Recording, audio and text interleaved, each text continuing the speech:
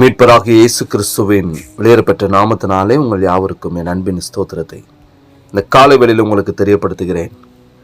கொலோசியருக்கு எழுதின நிருபம் 3ஆம் அதிகாரம் 10வது வசனத்தில் இவ்வாறாக வாசிக்கின்றோம். தன்னை சிருஷ்டித்தவருடைய சாயலுக்கொப்பாய் பூரண அறிவடையும்படி புதிதாக்கப்பட்ட புதிய மனுஷனை தரித்துக் கொண்டிருக்கிறீர்களே என்று சொல்லி நாம் பார்க்கிறோம். கிறிஸ்துவுக்குள் அன்பான தேவனுடைய பிள்ளைகளை, இந்த கொலோசியருக்கு எழுதின நிருபம் 3ஆம் அதிகாரம் வசனங்கள் 5 முதல் வரையுள்ள வசனங்களை வாசிக்கின்றதான பொழுது 5வது வசனம் ஆரம்பிக்கும் பொழுது அவர் இவ்வாறு குறிப்பிட்டார். ஆகையால் என்று ஆரம்பிக்கிறதை சற்று கவனித்து பார்க்க வேண்டும்.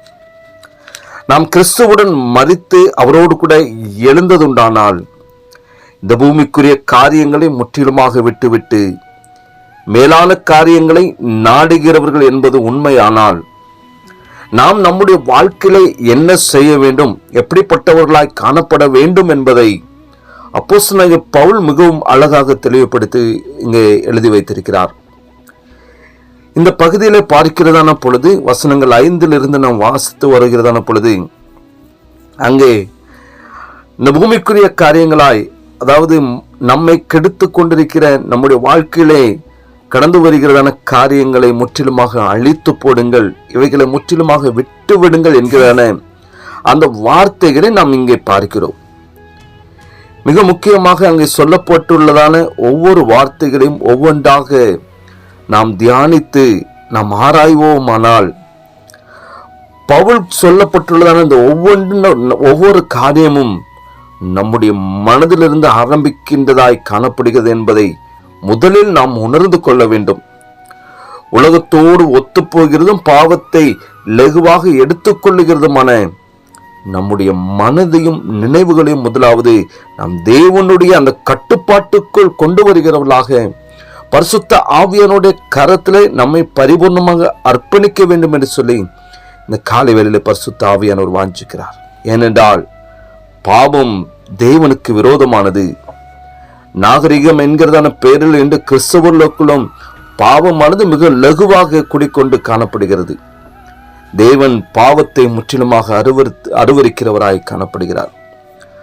அப்போஸ்தலனாகிய பவுல் எழுதியுள்ளதான இந்த பகுதியை நாம் முழுவதுமாக தியானிப்போமானால் தேவனுக்கும் அவருடைய சித்தத்தை நிறைவேற்றுவதற்கும் விரோதமாக செயல்பட்டு கொண்டிருக்கிறதான நம்முடைய ஒவ்வொரு பகுதியும், நம்முடைய சரீரத்திற்கு காணப்படுகிறதான ஒவ்வொரு காரியங்களையும் நாம் சாவுக்கு முற்றிலுமாக விட்டுவிட வேண்டும். அதாவது தேவையில்லாத சிந்தனைகள், அங்கு சொல்லப்பட்டுள்ள காரியங்களும் ஒன்று நம்முடைய வாழ்க்கையிலே கடந்து வராதபடி அவைகளை முற்றிலுமாக விட்டுவிட வேண்டும் என்று சொல்லி பரிசுத்த ஆவியானவர் வாஞ்சிக்கிறார். இதையே பவுல் சொல்லுகிறார். மாம்சத்தின்படி பிழைத்தால் சாவீர்கள், ஆவியினாலே சரீரத்தின் செய்கைகளை அழித்தால் பிழைப்பீர்கள் என்று சொல்லி ரோமருக்கு எழுதின நிருபத்தில் நாம் பார்க்கிறோம். இதே காரியத்தை ஆண்டவராகிய இயேசு கிறிஸ்து அவர் சொல்லுகிறதான பொழுது மத்தேயு எழுதின சுவிசேஷம் 5ஆம் அதிகாரம் 29-30 வசனங்களே நாம் வாசிக்கின்றோம். உன் வலது கண் உனக்கு இடரல் உண்டாக்கினால் அதை பிடுங்கி எரிந்து போடு, உன் வலது கை உனக்கு இடரல் உண்டாக்கினால் அதை தரித்து எரிந்து போடு என்று சொல்லி அங்கே சொல்லுகிறார். ஆகவே தேவனுடைய பிள்ளைகளை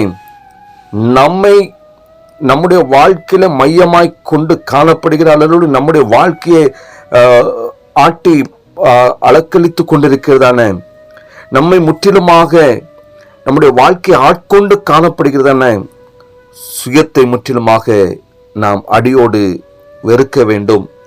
நம்முடைய வாழ்க்கையில உண்டாகிறதான சுய விருப்பத்தை முற்றிலுமாக வெறுக்க வேண்டும். நம்முடைய வாழ்க்கையில காணப்படுகிற சுய நோக்கத்தை முற்றிலுமாக சாகடித்து விட வேண்டும் என்று சொல்லி பரிசுத்த ஆவியானவர் வாஞ்சிக்கிறார்.